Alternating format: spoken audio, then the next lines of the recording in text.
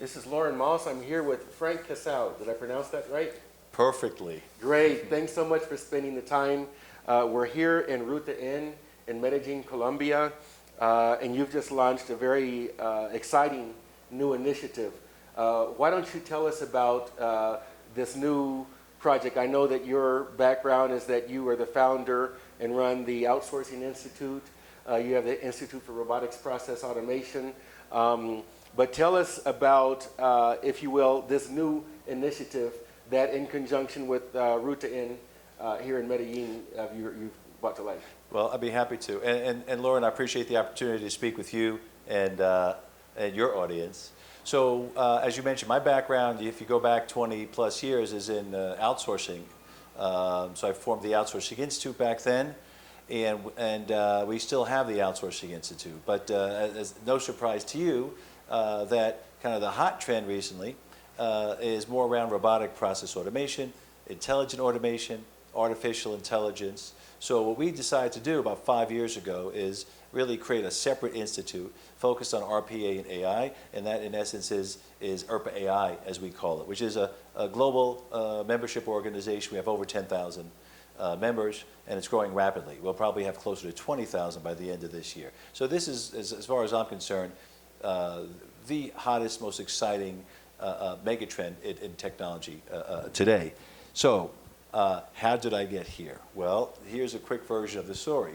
As we immersed ourselves in this ecosystem and got a good sense of kind of what's going on, who's looking at what technology, what problems are they trying to solve, what are the business case, what business cases are they using, how are they justifying this, it became clear to us a few things. One is AI is no longer the future, AI is the present, and in this world of technology, the biggest challenge for most enterprises is not the tech, it's the talent.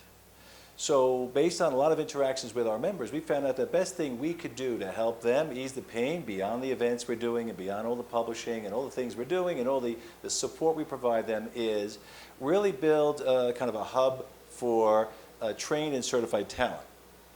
So then, you know, the next challenge is, okay, where do we park this thing, right? So, well, I'm based in New York, although our network is global, but New York's way too expensive. The rest of the US, for the most part, although we evaluated several second and third tier cities, was too expensive. Looked at Eastern Europe. There was a good amount of talent there and expertise, but also pricing wasn't right, and the time zone was off. India has a lot of talent and is certainly known and respected in the outsourcing world. But the biggest issue there, again, is time zone and proximity. Because what we have here is this interesting intersection of advanced automation and AI with really kind of the new agile programming methodology, which really drives people to more of a nearshore, similar time zone scenario. So it was clear to us that we had to find a spot in Latin America. And after evaluating most of the, maybe the obvious players, as far as countries like Mexico or Chile or Costa Rica and Brazil, all those are fine locations and they have great people and talent. What really jumped to the top of the list was Medellín Colombia, and that's why we're here. So how did you connect with ruta-n, and tell me about their support or involvement in the initiative? So our first meeting here was with in Bogota, maybe a year ago, with the wonderful people at Pro Colombia. I shared my vision with them, and here, you know, here's the business story, and here's the local impact, the social impact, right, on local businesses, on the students, on the local workforce. So and the job impact, and the commercial impact, and the impact of the local economy, if you will. They loved it and urged me the next day to immediately fly to Medellin to meet with the ruta-n team. So we came here, met with the ruta-n team. They loved our idea and we loved them, and then we set off to do this. They got it immediately. It was clear they understood it. It was clear that what we were doing was in line with their charter. And also we were very impressed with this team here. This team here is dynamite, intelligent, quick moving. You know the team. I agree. And we knew we were in the right place. Yeah, I've become fans of of ruta-n over the years. I knew about them even before I lived in Colombia. But I think part of why I decided to settle down in Medellin is because of the openness and the treatment, the respect and the collaboration and the help that I received, not just from ruta-n, but from successive local administrations or the government here. There is a true public-private partnership here that you don't see in a lot of places that I've been in any country. I agree totally. You know, and most agencies in most part of the world say it, but they walk the walk here. But just to play off of your experience here, you've been here much longer than I have. I'm the new guy on the block, but as I explain it to others, there's the requirements we had on our checklist, if you will, and then there are things that just became apparent that were just really resonated with us. So, is there talent here? Yes. Is there a sizable and thriving tech startup community? That's great as well. Wage levels, if you will, all that is good. However, as we got to know people in this city, it was clear that there's a vibrancy here, right? It's tough to explain. You know it. You're here. There's like an energy here. There's a vibe, and the city, the leadership, and the people, they're doing better. They want to do better. They want to evolve. So this is the right place. My prediction is you look at this city now, it's already a wonderful place. You come back here in 3 years, 4 years, as a result of a lot of this tech and kind of AI-fueled activity, this is going to be the go-to place. Certainly in the Americas, we will help see to that, and ruta-n and our collaboration with you.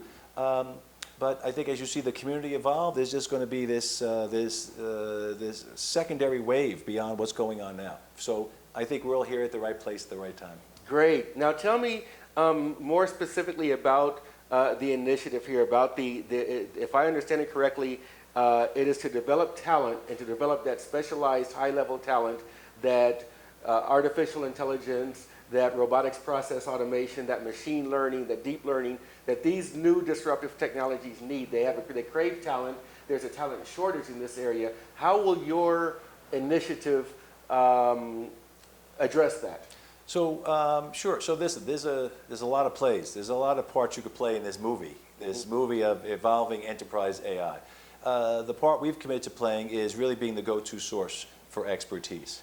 So there's no shortage of tech out there right now. In fact, one of the bigger challenges for buyers is, and some would say there's too much. It's kind of like overwhelming. There's a significant shortage of talent. Think of it this way: software scales. People don't scale as well, right? So there's a tremendous gap. It's sizable and growing between what people need as far as the managers and what's available in the marketplace. So quite simply, although this is a sophisticated marketplace with cool tech and data scientists and algorithms, our model is fairly simple. We're going to recruit really good people. We're going to train them. We're going to certify them, and we're going to have them available for the marketplace. Certainly here in Medellin, in Latin America, and in North America. That's basically it. So if you need specific people for particular types of platforms, we'll have them trained. If you're looking for more technology agnostic people over time, we'll have them as well for you. So from a business standpoint, we're filling a gap, a void, if you will. And then from a local impact standpoint, jobs. So we're happy, ruta-n people will be happy, and the mayor's happy. Great, and I think that those companies in North America, and not just North America, but other places in the world that are on a constant search for talent. My time as an analyst, when I would speak with enterprise customers and contacts, it was never like people outside of the business think, oh, they're just looking for the cheapest price. And no, the first question I get from any executive is, how is the talent? When we talk about locations, we talk about an up-and-coming location, an established location. People ask me, what's the talent like there? That's their first question. Then they go into red tape and logistics and transportation links and ease of doing business and cost and everything like that. But the first question that I always get is talent. And I'll tell you here, I find that pretty much everybody educated is bilingual. A lot of people have been educated in the U.S. or have family ties in the U.S. Our own operation, we've sent people, it's just a 3-hour flight, we've sent people to go get software training in California, and they just they get a visa and they just go to California, come back. I've gone to the airport and said, I need to be in the States this morning, and I'm in the States by noon. It's a 3-hour flight, right? And so it's not like you're going to the other side of the world. It's not like you've got to take 4 or 5 days just in travel time to get somewhere.